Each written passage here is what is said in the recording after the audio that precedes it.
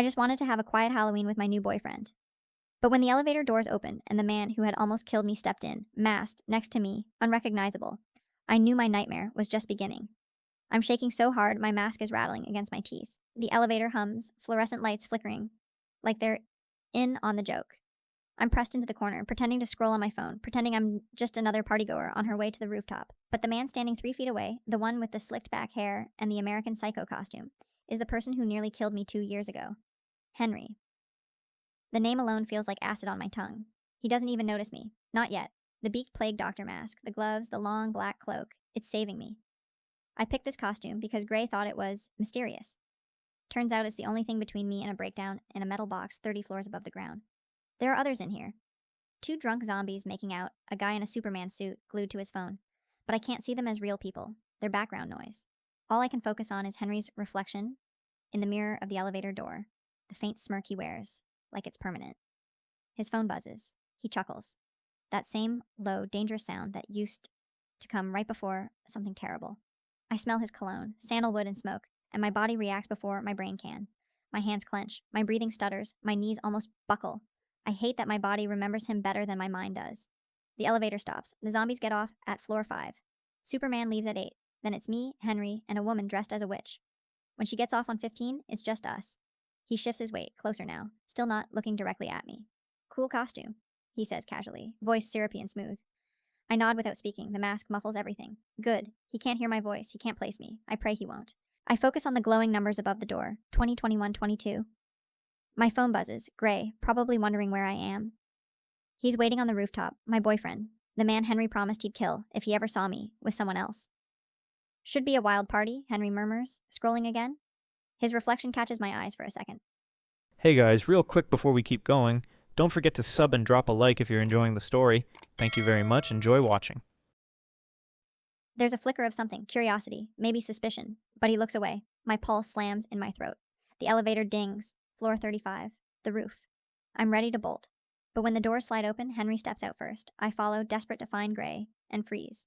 Because Henry walks straight up to my boyfriend and pulls him into a hug. My whole world stops breathing.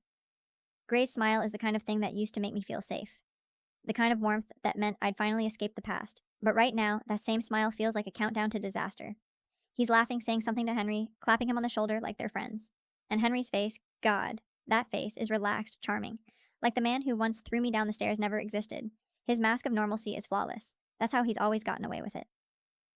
The music on the rooftop is loud. People in elaborate costumes swirling around us, neon lights reflecting off glass.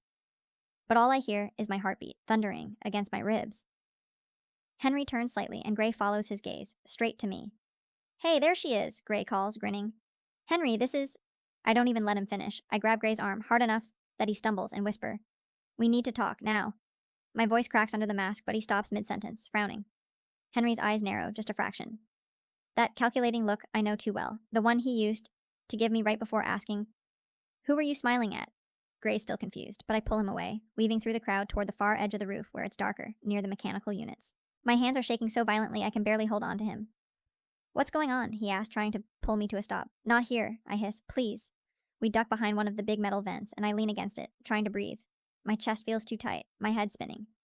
Gray steps closer, concern etched all over his face. Babe, talk to me. What's wrong? I can barely force the words out. That man, the one you hugged. Henry? He says. He's one of the guys on the Hastings project. Why? I shake my head, trying not to cry. Gray, we have to leave, right now. He stares at me, confused, half smiling, like he thinks I'm joking. You're shaking. Did he do something? I can talk to him? No. The word comes out too sharp, too loud. You can't talk to him. You can't even look at him. Gray blinks, startled. Why? I take a breath that scrapes like glass down my throat. Because he's my ex. And he almost killed me. The words hang there between us, heavy and raw. I can see the disbelief forming in Gray's eyes, the way he's trying to connect dots that shouldn't exist. I force myself to keep talking. He's dangerous, Gray. You don't understand. If he finds out who I am, if he realizes we're together... I stop mid-sentence because Gray's expression shifts from shock to something else. Too late, he whispers. And when I turn around, Henry is standing 5 feet away, drink in hand, smiling like he just solved his favorite puzzle. That smile, God, I'll never forget it. The kind he used to give me right before everything went black. Except now, on this rooftop surrounded by music and laughter, it's worse. Because he's smiling at me like he knows exactly who I am, beneath the mask. Gray? Henry says smoothly, like this is just some casual social moment. You didn't tell me your girlfriend had such interesting taste in costumes. Gray stiffens beside me. He's still processing everything, still doesn't know how close to danger we are. I grab his arm again, my nails biting into his sleeve. Let's go, I whisper, barely audible under the music. Henry takes a step closer. Wait, he says lightly, his eyes on me. You look familiar? My blood runs cold. He's playing with me. I know that tone. It's the one he used when he'd corner me in a room and pretend he was joking. Always pretending, always testing the edges before pushing too far. I force out a fake laugh, muffled behind the beaked mask. You must meet a lot of people, I manage, voice distorted. My throat feels raw, my palms slick inside the gloves. Gray, bless him, doesn't realize what's happening yet. Yeah, she's got this whole thing for plague doctor stuff, he says, trying to diffuse the tension with humor. It's kind of her signature. I almost scream. Signature. The exact word that'll make Henry's brain click. He tilts his head and his expression shifts. Barely, but I see it. Recognition flickering like a spark. Signature, huh? His tone darkens. Funny. I used to know someone who said that word a lot. I can't breathe. The music feels miles away now, muffled by the rush of blood in my ears. Gray, I whisper again, urgent now. Please. He glances at me, finally seeing the terror in my eyes. Okay, he says quietly. Let's get some air. We turn to go and Henry's voice follows us. Calm, casual, deadly. Enjoy the party, Gray. Don't let her run off too soon. It's the exact same line he'd used once before, right before locking me in his apartment and smashing my phone against the wall. I almost collapse in the stairwell as soon as the door closes behind us. My knees buckle and I sink to the floor, the mask still on because I can't let it come off yet. Can't let the world see my face like this. Gray kneels in front of me. You're scaring me, he says quietly. Tell me what's happening. So I do. In gasping, broken pieces, I tell him everything. The hospital stay, the blood transfusion, the stove burner, the threat, the running. When I finally stop, Gray looks like he's been hit by something invisible. His jaw clenches, eyes burning. He's going to regret ever touching you, he says, low and trembling. I grab his hands. No, Gray. That's exactly what he wants. But I can tell, something in Gray has already shifted. And when we finally make it to the parking garage, I see it too. A black car, idling in the shadows, headlights off, waiting. The engine's low hum sounds like it's breathing. That's how I know it's him. Henry never just leaves. He lingers, watches, waits. Gray puts a protective arm in front of me, like he can block bullets with his body. But I grab his sleeve and whisper, "Don't look at the car. Just keep walking." We head toward my vehicle, the concrete echoing under our shoes. Every sound feels amplified, the squeak of my boots, the distant bass from the rooftop party, the low, steady rumble of that engine behind us. When we reach my car, I fumble the keys with shaking hands. Gray takes them gently and unlocks the doors himself. Get in, he says, voice steady but tight. I'll follow you home. I nod, still too shaken to argue, and climb in. My mask is on the passenger seat now, the beak pointed toward me like it's staring. I start the engine, and when I glance in the mirror, the black sedan's headlights flick on. He's following. I take the first turn too fast, my tires squealing against the slick pavement. The sedan mirrors me, keeping its distance but never disappearing. My phone buzzes. It's Gray. Gray. He's behind us. I'm calling 911. Me. No, don't. If he knows we're calling, he'll do something. I make 3 random turns through downtown, weaving through streets I barely recognize until finally, the sedan slows. Then it turns off down a side road and disappears. When I pull into my apartment complex 10 minutes later, my hands are numb from gripping the wheel. Gray's right behind me. He gets out, running a hand through his hair, his face pale under the streetlights. Tell me everything, he says again, quieter this time. So I do, really do, this time. No skipping, no softening. I tell him about the control, the beatings, the threats, the way Henry always found ways to test how much I loved him. I tell him about the blood, the hospitals, the night I finally ran. Gray listens without interrupting, but I can see his knuckles whitening around the car door, like he's fighting the urge to punch something. When I finish, he exhales shakily and says, "Okay, we're not handling this alone." That night, I sleep with a kitchen knife under my pillow again, for the first time in years. Every sound outside makes me flinch. In the morning, there's a note under my apartment door. No envelope, no name. Just 5 words written in black ink. You still owe me everything. Gray finds me standing in the doorway, with the note in my hand, shaking. He takes one look and says, "We're going to the police." Update. I didn't think I'd be posting again, but I need to breathe somewhere that isn't just between police reports and panic attacks. Some of you were right. It's not over. We filed the report this morning. Officer K took everything seriously, especially the note. They said the handwriting was enough to start a file, but without cameras or a witness, they can't arrest him yet. Still, it's something. A start. Gray's furious. At Henry, at the system. Maybe even at himself for not seeing it sooner. But underneath that anger, I can tell he's scared too. He keeps checking my locks, my windows, my phone. I caught him standing outside my car, just watching it, like if he stares hard enough, he can keep Henry away. It's only been 24 hours, but I can already feel the tension building again. the same kind that used to make the air heavy, before Henry snapped. And deep down, I know this won't end with a note. I wake up the next morning to the sound of someone knocking on my door. It's too early for deliveries, too firm for a neighbor. For a second, I just freeze in bed, staring at the ceiling, my heart pounding so loud I can hear it in my ears. Gray is still asleep on the couch. He stayed over because I couldn't handle being alone after the note. I slip out of bed quietly and grab the knife from under my pillow. My hand is shaking so badly the blade glints. Another knock. 3 sharp raps. I take a deep breath, tiptoe to the peephole. Nothing, just the empty hallway. When I finally open the door a few inches, there's an envelope taped to the frame. No handwriting this time. Printed letters, cut from a magazine. Stop lying. Gray's suddenly there behind me, pulling the envelope down. His face drains of color when he reads it. He's taunting you, he mutters. I feel dizzy. How does he even know where I live? Gray looks guilty for a second before admitting, I might have mentioned your neighborhood to Alan once, at work. I didn't realize. I don't even let him finish. Alan's friends with Henry, that's how. He starts apologizing, but I'm already backing away, clutching the envelope. Every sound in the hallway feels amplified. Every shadow alive. By noon, Officer K's at my door again. She examines the envelope, gloves on, and tells me she'll have the forensics team dust for prints. She's calm, professional, and it makes me want to cry. For once, someone's not telling me I'm overreacting. Start documenting everything, she says. Every note, every message, every time you think he's following you, build a record. That's how it starts, the evidence folder, the screenshots, the photos, the detailed log of dates and times. Gray helps me format it, printing things out, highlighting messages Henry sent to coworkers that now sound sinister in hindsight. But Henry's not subtle anymore. That evening, when Gray's at work, I come home to find a small bouquet of flowers on my doormat. No card, no note, just lilies, the kind he used to buy me after he hurt me, the kind that smell like hospitals. My whole body goes cold. I take photos from every angle, then use a towel to pick them up and dump them in the dumpster outside. When Gray gets home, I tell him. His jaw tightens and he starts pacing. He's escalating, he says, which means he's losing control, I whisper. That night, I can't sleep. I sit by the window watching the parking lot. Every set of headlights makes me flinch. My phone's on record, just in case. At 2:13 a.m., a car engine idles outside for almost 20 minutes before driving off. I add it to the log. The next morning, Gray sends me a text from work. Gray. Alan says Henry's been asking about you. He thinks you're my cousin. Me. Don't correct him. Gray. Already didn't. But he won't stop asking. That's when I realize the truth. Henry doesn't just want to scare me. He wants to prove he still owns me. And if I'm going to survive this, I'll have to make him feel what I did. Not just fear, helplessness. Reese is the first person I call when I realize I can't stay in my apartment anymore. She doesn't ask questions, just says, grab your stuff and come over. That's the kind of friend she's always been. The no questions, show up with a bottle of wine type.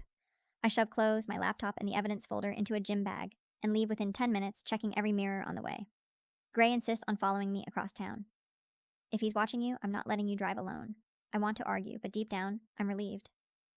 We take the long way, circling through side streets to make sure we're not being followed. Every time a car turns when we turn, my pulse spikes. When I finally step into Reese's apartment, it's like crossing into another universe. There's music playing, candles lit, a cat weaving around my ankles like nothing bad could possibly exist here. She makes up the couch and hands me a mug of tea, and for a few minutes, I actually believe I might be safe. But the next morning, Officer K calls with updates. The prints on the envelope belong to no one in their database. It could mean he wore gloves, she says carefully, or that he's using a go-between. That last part chills me. Henry always liked involving other people.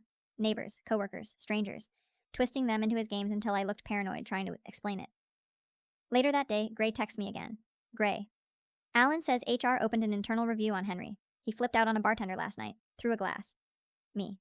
Good. Let him implode. But even that small victory doesn't last long. That evening, I check my email and find a message from an untraceable address. No subject line, just 2 words. I miss you. Attached is a photo of my office building, taken from the parking lot. My throat closes. He's getting closer. He's proving he can find me anywhere. Reese comes running when she hears the sound I make. I can't even speak. I just shove the phone at her. Her face goes pale. We're taking this to the police, right now. At the station, Officer K adds the photo to my file. Her voice stays calm, but I can see the concern in her eyes. This shows a pattern of surveillance, she says. I'm recommending we expedite your protection order hearing. By the next afternoon, I'm standing in front of a judge with Maeve, the legal advocate Kay connected me with, my evidence folder clutched in shaking hands. I list everything, the threats, the flowers, the emails, the car, the past violence.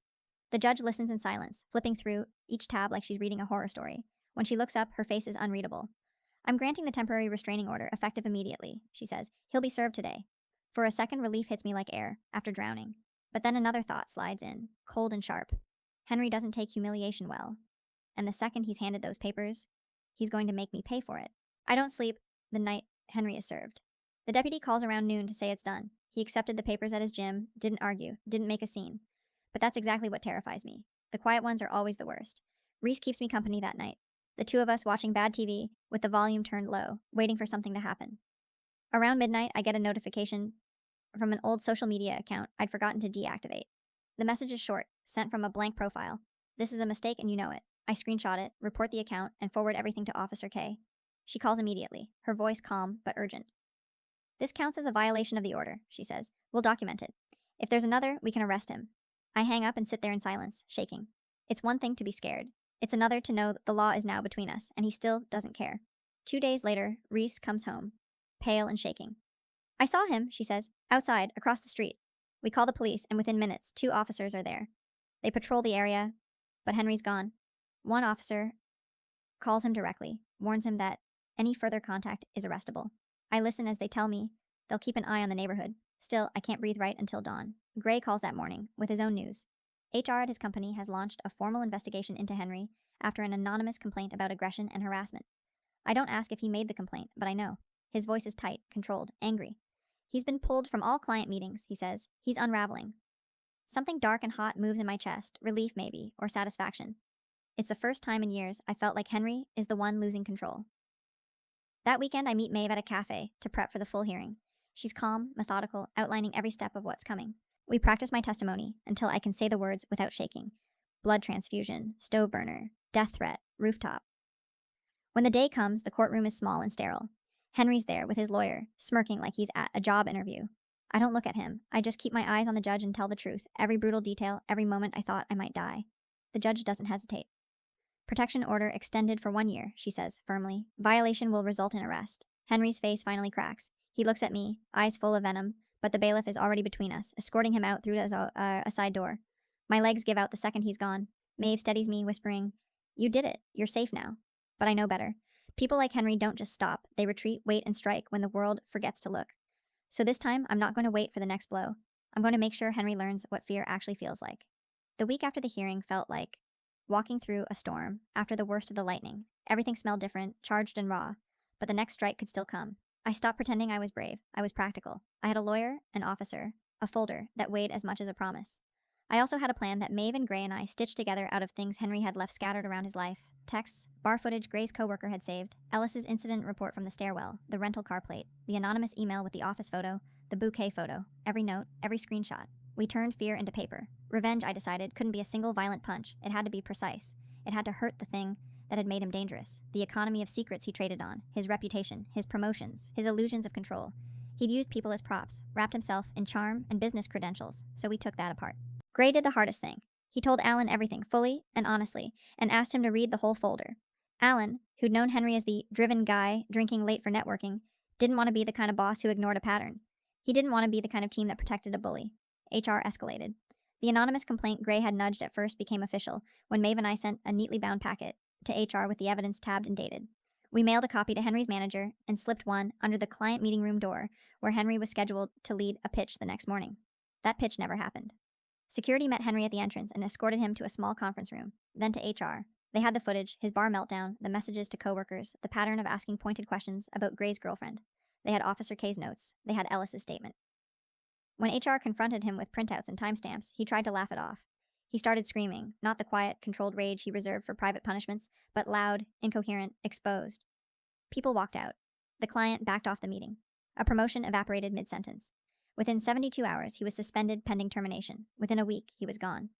But the biggest, cleanest moment was when he broke the restraining order. He showed up at Reese's building one night, thinking he was subtle. He wasn't. Reese called immediately, police responded, and this time they had the case file stacked on the desk. He was arrested for stalking and violating the order. The deputy told me later he looked smaller in handcuffs than he ever had, with his shirts buttoned and his hair slicked back. The law does not erase what he had did. The law does not fix me. But it put him in a place where he could be watched, contained, and held responsible.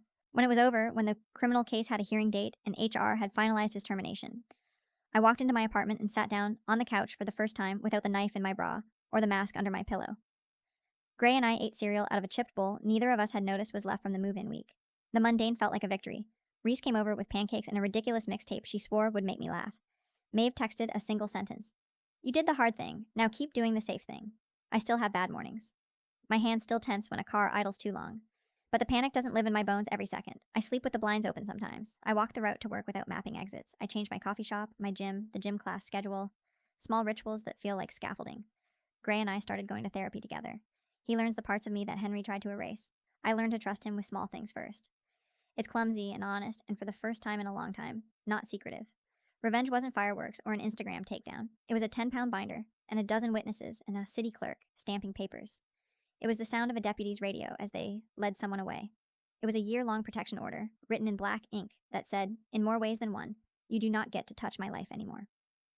On a Sunday, 3 months later, I pulled the plague doctor costume out of the back of my closet. I folded it carefully, like folding up a map of a place I'd been lost in. I put it in a box and taped it shut, then pushed it to the very back of the shelf. Not burned, not thrown away, because that would be pretending the night never happened, but out of sight, stored, acknowledged. I still feel the phantom of his cologne sometimes when I pass a man in a bar, and I still check my locks. But the fear is quieter now, a neighbor I watch warily, rather than a housemate who lives in my bones. I keep my folder backed up in 3 places. I keep Officer K's number on speed dial. I keep Maeve's email in a thread labeled court stuff.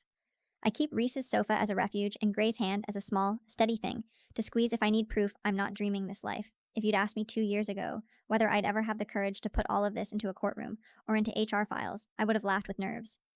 Now the laugh is softer. It's relief and disbelief and something fierce. I won't glamorize what I did. I didn't perform some Hollywood revenge. I did paperwork and calls and tiny brave steps. I filed. I documented. I told the truth, again and again, until the world believed me. Henry learned what true humiliation is. Not the hot, private kind he used to use to control me, but the slow, cold, public kind. Loss of job, loss of reputation, loss of freedom. The most satisfying part? He couldn't hide behind charm anymore. People who had applauded him now read his texts. People who had celebrated his drive now watched him handcuffed. It wasn't blood. It wasn't flames. It was exposure. And for once, exposure was on my side. I still have scars. They're under my shirt and in my tightening at night, and in the way I flinch when a man raises his voice. But the scar tissue is working. It's knitting. I'm building a life around that. Deliberate, loud when it needs to be, and fiercely private when it must be. I shop in different neighborhoods, I change routines, and I sleep in a bed that doesn't feel like a trap. If you ever feel trapped in the same slow terror I did, please know this. Getting safe is messy and ugly and bureaucratic and brave. It looks like filing forms, like convincing a friend to believe you, like bringing your messy proof to a bland office. It looks like courtrooms and police reports and awkward, small-town HR meetings. It is absolutely not a straight line, but it works. It saved me from the man who promised he'd make me watch if he ever had to. And one night, when Gray and I walked home under orange streetlights, his hand warm in mine, I realized something quiet and enormous. I could choose to make a life that didn't start with my fear. That choice is the real revenge.